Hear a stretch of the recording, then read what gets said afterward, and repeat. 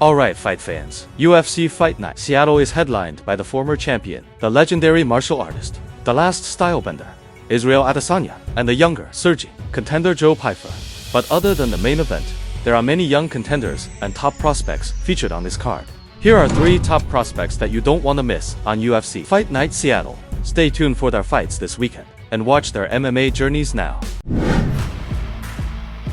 In the heart of Santiago, Chile, fighting isn't just a sport, it's a legacy written in blood. For Ignacio Bahamondes, that legacy began in the very dojo where his father, Manuel Bahamondes, a South American WKN kickboxing champion and Kempo karate master, taught discipline to generations. As a child, Ignacio played among the mats, unaware that the echoes of his family's combat heritage would shape his destiny. His grandfather, a professional boxer, his great-grandfather, Raul Carabans, a South American boxing champion with 82 pro fights in the 1930s. Fighting wasn't just in Ignacio's upbringing, it was in his DNA. Yet, Ignacio's path wasn't predestined, it was earned. Drawn to soccer and martial arts as a boy, he found his true calling in his teens, training first in Taekwondo, then kickboxing. But ambition demanded more.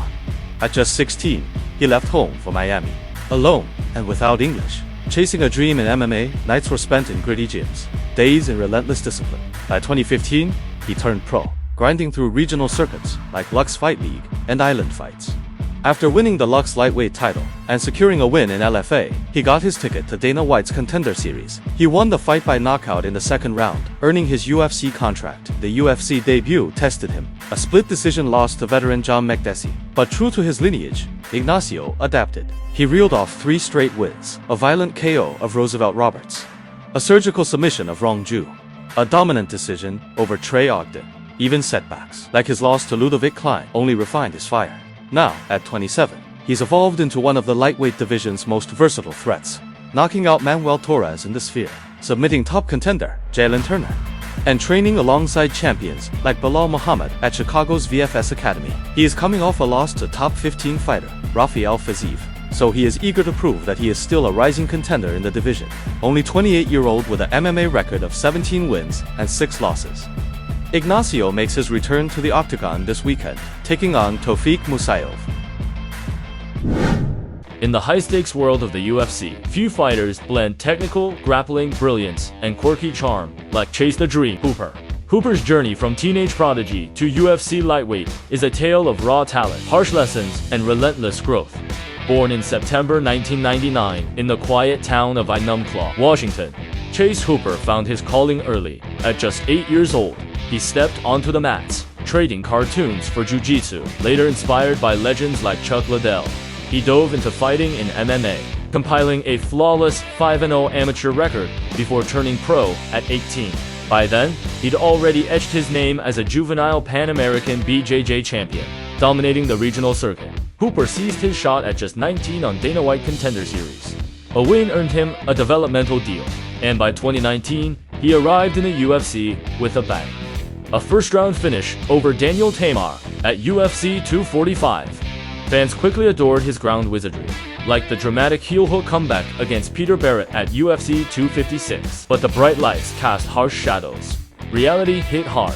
Bad losses to seasoned strikers like Bruce Leroy and Steve Peterson exposed his stand-up gaps. After getting knocked out by Steve Garcia, critics questioned if he belonged in the UFC and urged him to go back to the minor leagues for his own good. Yet Hooper, ever the student, didn't let the naysayers break him. Instead, he continued training hard and quietly refined his game. Perseverance paid off. Moving to lightweight, Hooper silenced doubters with a 4-fight win streak and 3 straight submission finishes, including a stunning finishing sequence over elite kickboxer Vyacheslav Borshev. Proof his striking had evolved. Now, 25, married, and a father, the dream fights for more than glory. Hooper is fighting to provide his daughter with a better future. In 2021, after 14 years of grinding, he claimed his BJJ black belt, a milestone of mastery. The 26-year-old Chase has notable wins over battle-tested veterans like Clay Guida and Jim Miller, with an MMA record of 16 wins, 4 losses, and 1 draw. Chase makes his return to the octagon this weekend, taking on Lance Gibson Jr. His first name, Rongo Tenja, honors his Maori lineage, but he decided to use his middle name. Navajo in school, and later in his fight career, to simplify things for others. Navajo originated from his father's love for Western films. It was a name that would soon become synonymous with resilience. Navajo Sterling's martial arts journey began like many others, a teenager adrift. At 16, he lacked direction, succumbing to peer pressure, and drowning in a cycle of partying and alcohol. But fighting saved him. He traded empty nights for early mornings, swapping bottles for gloves. As he dedicated himself to martial arts, Sterling needed a way to support his dream. He found purpose working as a basketball coach at a local youth community center. That role allowed him to give back, guiding others just as fighting was guiding him, all while financing his nascent combat sports career. His focus turned to kickboxing, where with relentless dedication, he amassed an impressive kickboxing record. 19 wins, 2 losses, and 10 draws. He became a 2-time King of the Ring champion and claimed the WKBF K1 World Heavyweight Championship. But his ambitions didn't stop there. Inspired by teammates and established kickboxers like Israel Adesanya and Carlos Ulberg, he set his sights on the UFC. With his size and talent, the UFC took notice. With just a 4-0 record, he earned a shot on Dana White's Contender Series. There, he delivered a stunning left hook knockout against Philip Latu, securing his UFC contract. Just 3 months later, he made his debut in Tampa, grinding out a decision win over Tuco Tacos. Earlier this year, he returned to action against the tough Ivan Erslan. He dominated the fight on the feet and nearly finishing it in the 3rd round. He won a clear decision victory while racking up experience in the octagon. Now, undefeated at 7-0, Sterling is proving he's more than just a kickboxer. Sterling's kickboxing pedigree is evident in his numbers. 6.43 significant strikes landed per minute with 52% striking accuracy.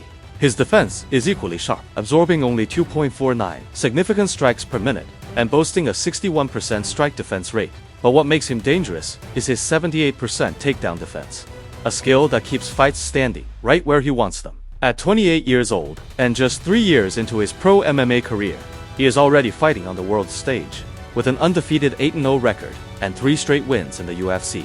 Sterling makes his return this weekend, taking on Bruno Lopez. Thank you for watching. Please like and subscribe to the channel. Until next time.